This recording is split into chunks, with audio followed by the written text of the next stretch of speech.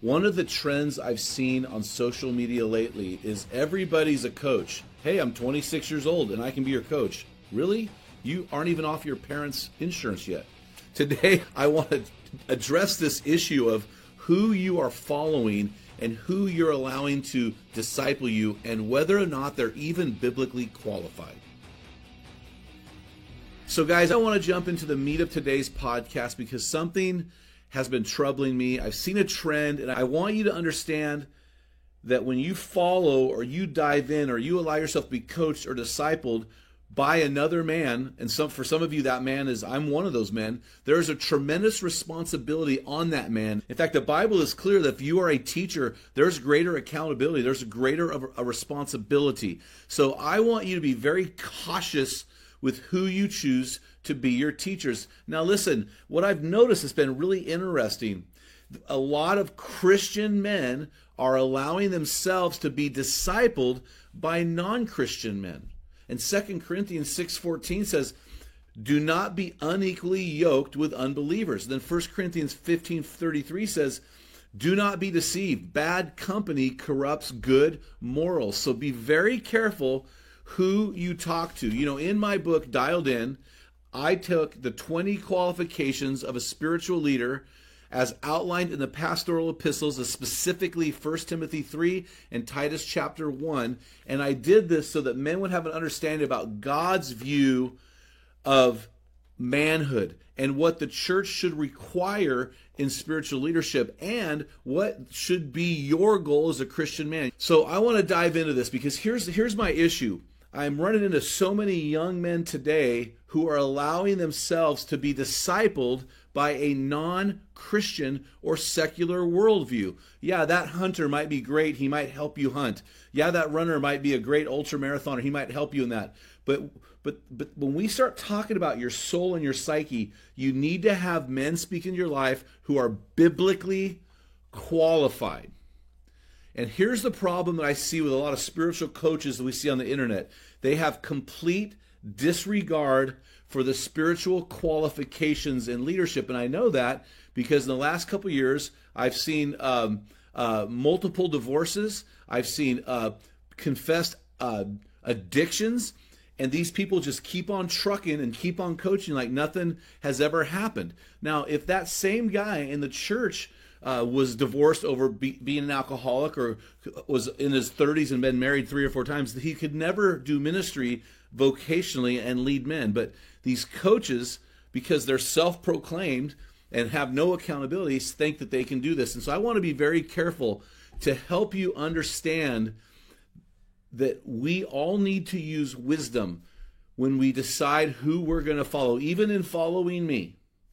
So what I did in this book that I think will really be helpful is I took these 20 qualifications, many are Greek words and phrases, and I transliterated the original Greek into one positive masculine word. And I did this because I wanted guys to be able to grasp what Paul is really trying to say here. And I put a catchy subtitle for each chapter so men would remember. So these 20 qualifications are your goal as a Christian man. But I will tell you this.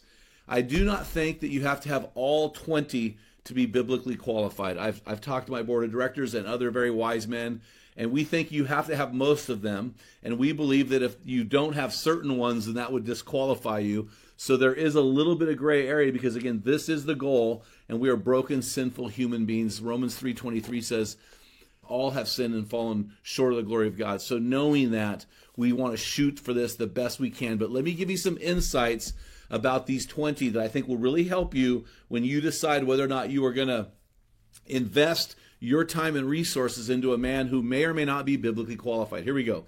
The first thing is this. Of these 20, when we look at these 20 qualifications, not all of them are equal. In other words, chapter 1 of my book is the blameless man. It's the Greek word anapolepnos. Blamelessness is the umbrella over all 20. If a man is not blameless, if a man is a man who's known in the community as being a man who lacks integrity for whatever reason, that overarching quality of blamelessness would prohibit him from being a man who would be qualified to lead spiritually, and I would say coach men and disciple men professionally. So at the end of this book is the word disciplined. The subtitle of this chapter is Making Decisions Against Yourself.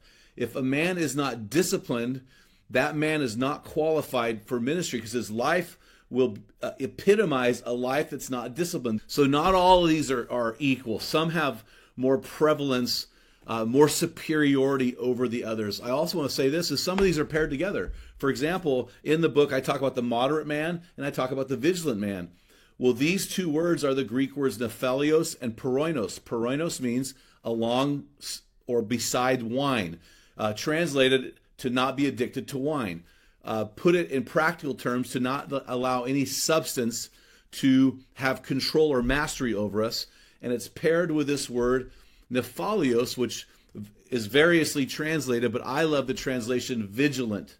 So we should not do anything to our bodies that will hinder our vigilance as a man, right? So these two are paired together. Blamelessness is paired with discipline. Also, the word teacher, which is the Greek word didaktikon, it sounds like a transformer, doesn't it? Teacher or didaktikon is also paired with leader or proistomai. Here's my point today, guys. And as you're looking for a man to disciple you, for a man to mentor you, for a man to really follow, when I say follow, I mean, a disciple, the word disciple is a learner or a student or a follower. To really follow another man is to say, I am going to be your pupil. When you decide whose student you will be, who you will follow, man, it's really important that you find a guy who is biblically qualified as a Christian man, okay? Unless it's something like health, and it's something that doesn't have to do with your soul. So here's what I want to share with you, and this is the important part. So failure with some of these 20 qualities, not all of them, but failure with some of these qualities listed in my book is call for immediate disqualification from ministry as a vocational spiritual leader. For example, moderation, as I shared earlier.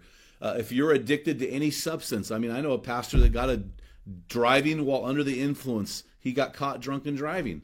That, my friends, is a massive, massive problem. If you cannot control what you're putting into your body, to me that is a call for, now it's not a call to judge, it's not a call to wrath, it is a call to grace, it is a call to restoration, but it is also a call to healing. And that healing takes time, and that time requires removal until that healing happens. So I'm not saying to go crazy on somebody, but I am saying that there are biblical qualifications, and when we remove what God qualifies in the Bible for his spiritual leaders, we take away the very heartbeat of what Jesus set up with the 12 disciples. Faithfulness. A man must stay married to the same woman. Now, I know there's a little bit of gray area. Was he a Christian before? Wasn't he a Christian? But listen, here's what I want to say to that. Your ministry flows out of your marriage. If you cannot stay married to a woman for any other reason except for her marital unfaithfulness, then guys, you've got an issue that is a you issue that you need to work through. I know guys that keep getting divorced and remarried and think they're okay to be involved in vocational discipleship, whether that be through coaching on the internet or pastoral ministry. It's just really alarming, quite frankly. Blamelessness. If you're a guy if you're a guy engaged in criminal activity, clearly you're not blameless. These are things that would remove you in the church from ministry, and we need to hold people to the same standard, whether in local church ministry or parachurch ministry, which is what we're doing, or they're a Christian guy involved in a secular business model through the internet, and they're charging people for discipleship. That guy still falls under those qualifications. So I've talked about discipline. How about leader?